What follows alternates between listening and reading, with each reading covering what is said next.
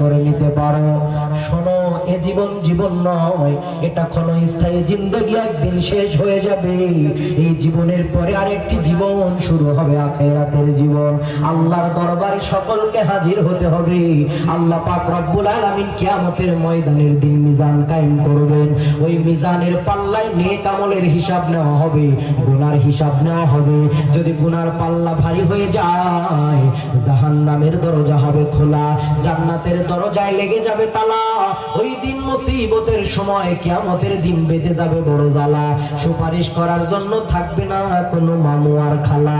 ফেরেশতারা জাহান্নামে নিয়ে পিটায়া পিটায়া বানায় ফেলবে কালা।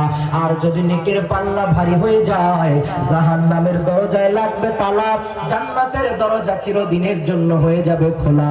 জান্নাতে যাওয়ার পরে জান্নাতের ফেরেশতারা গলার মধ্যে পরায়ে দেবে জান্নাতের মালা। আওয়াজ করে